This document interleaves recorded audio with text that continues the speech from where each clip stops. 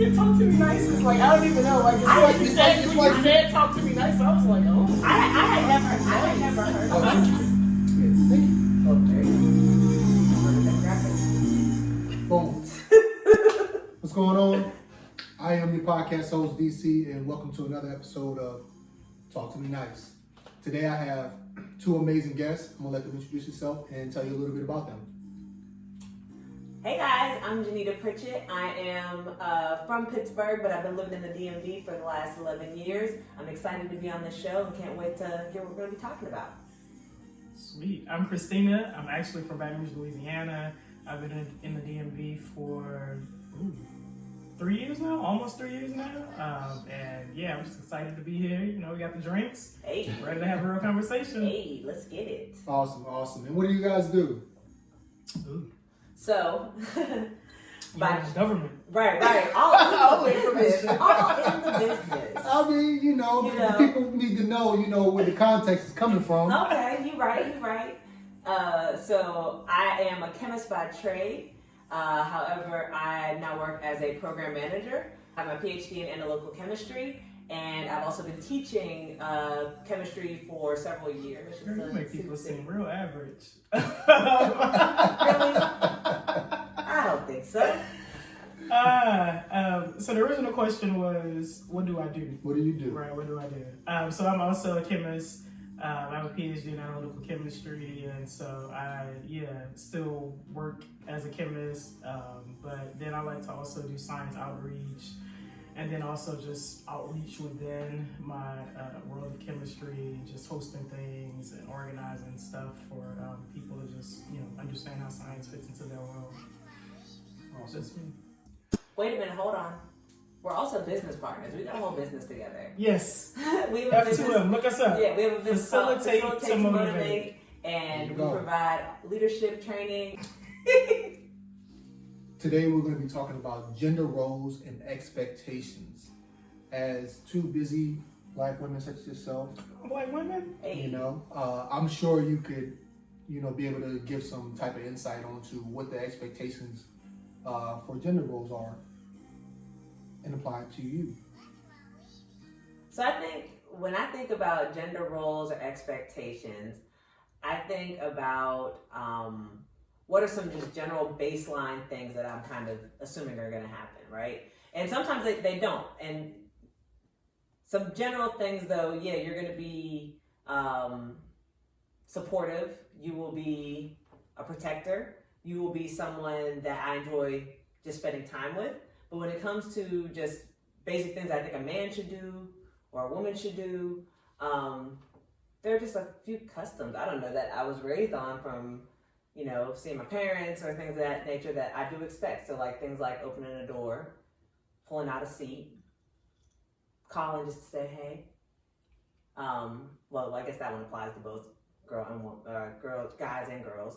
And then from a woman's perspective, being there to, again, support her husband.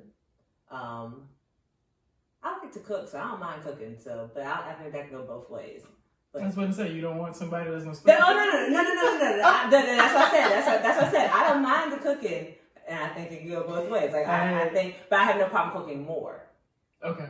Than my husband, right. or my partner or something like that. So, but I think it all really deals with how you're raised and also communicating what you need. What would you say, Christina? So I like how you point out how you're raised, because I do think that has a lot to do with it. So I was raised in a single parent, is that what we're calling a single parent home, just my mom, no dad. So I didn't grow up seeing gender roles. It ended up being, my mom doing everything, and then when I'm old enough, oh, Christina, you take the trash out. Christina, you do this, right? But I think that, so certain gender roles I'm fond of, right? Like, you take the trash out. Right. Hey, let me tell you this, actually. Don't walk past my trash if you see that it needs to be taken out. And not take it out or not ask about it, right? Like, don't go to the gas station. And actually, don't be at the gas station when I'm pumping gas hollering at me, but you're not offering to pump my gas. But you know what, though? What I've realized what? That doesn't happen too much up north. Well, up here, people don't approach you. Well, they do to an extent, but they approach you like I have to meet you at a friend of a friend type situation. Like people just don't approach you randomly as much up here as they do in the South. I'm from Louisiana, by the way. I know I said it earlier, but boom. So basically, sorry to cut you off. So basically, what I'm gathering is you both have more traditional or old-fashioned.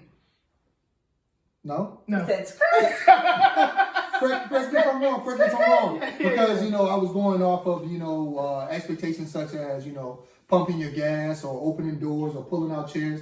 These are things that, I learned being down south from grandparents. This is not something that I've seen carry over. You won't see a millennial pumping their girlfriend's gas or pulling out a chair or opening a door.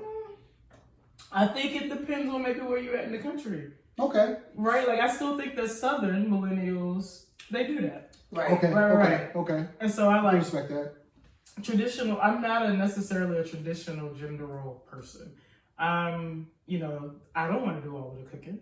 I have no problem doing my share of cooking, but you cook too. Like if you got a telework job and I'm going to work every day, then I need you to cook. You better have some food on the table. Right. If you're a teacher and you're off in the summers, but I work year round, then that means in the summer when I come home, house should be clean and food should be prepared. So, I think that it's everybody, you fill in a need where you fill in where there's a need. Right. Regardless of gender. It's teamwork. Exactly. Right. It's a partnership. Exactly. And it's not, you play different roles in that partnership at different times. Right, exactly. That's you just need to be prepared to do that. Yeah.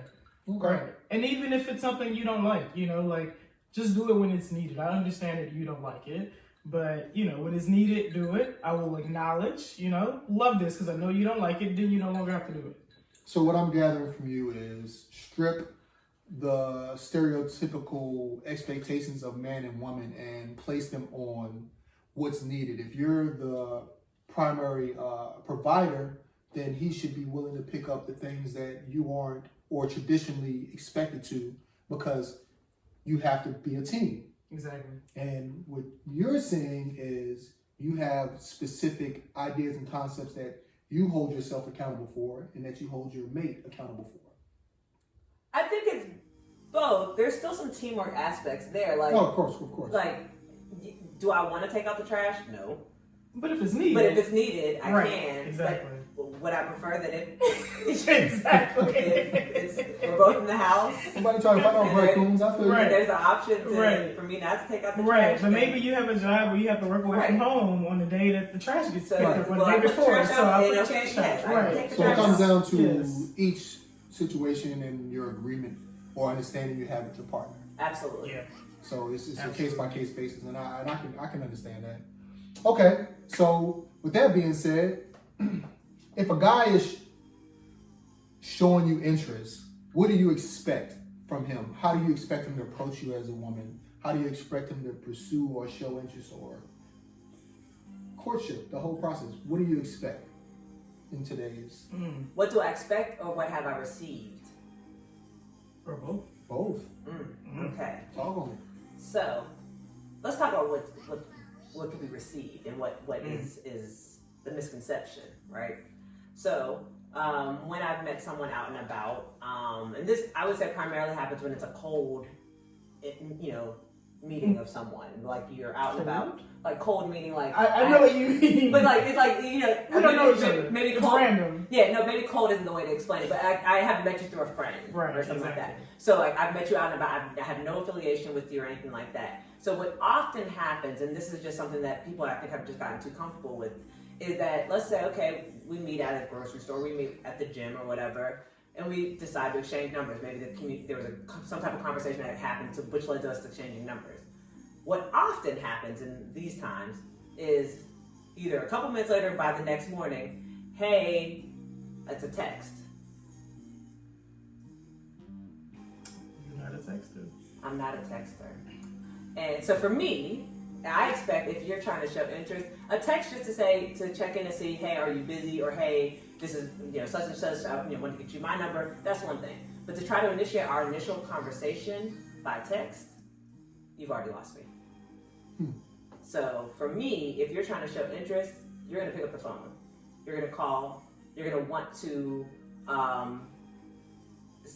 have some conversation, ask questions, but ultimately lead to a planning of a meetup.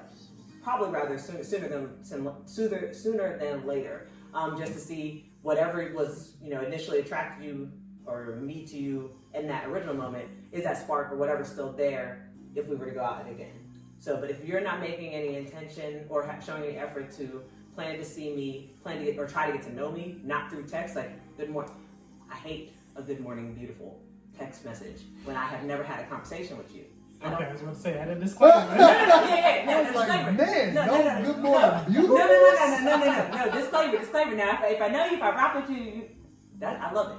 But if I've never had a conversation with you, I don't actually need you texting me, especially every day, and that's the only thing you're saying. Why? Or why? Because that's not showing interest. Interest means you ask questions. Interest means you want to get to know me. Interest does not mean that you're just rolling out of bed or whatever and you're texting me and the 3 other people that you're already in communication like with. a copy paste. Right, pretty much. So you're implying it's not genuine. It's not showing effort. Like anything you wanted to have effort towards, you're putting work towards. It needs to be genuine, but effort is also effort.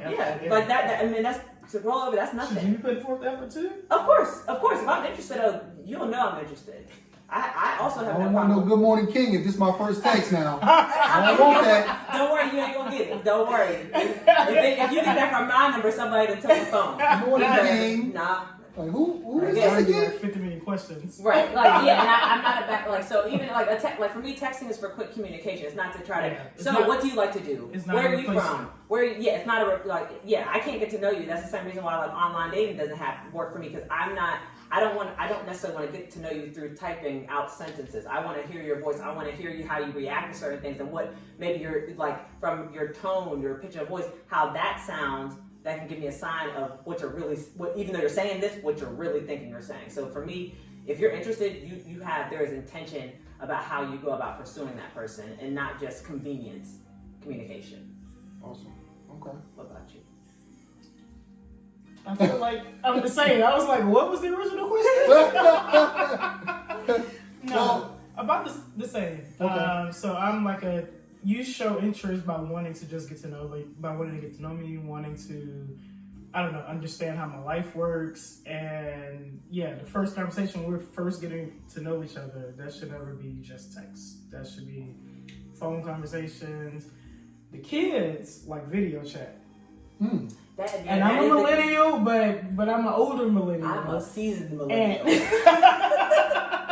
So I don't want to start FaceTiming until I really know you. Yeah, right. And I can do a good FaceTime, but after we're not strangers.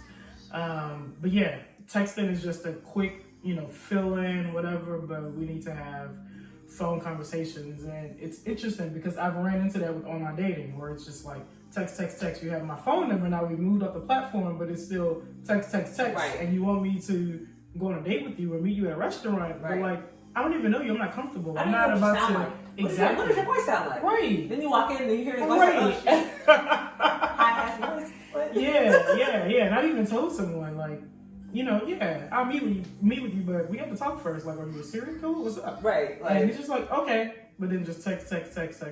So yeah. I feel like to piggyback on what you're saying, I feel like with online dating now, people use it for one or two things.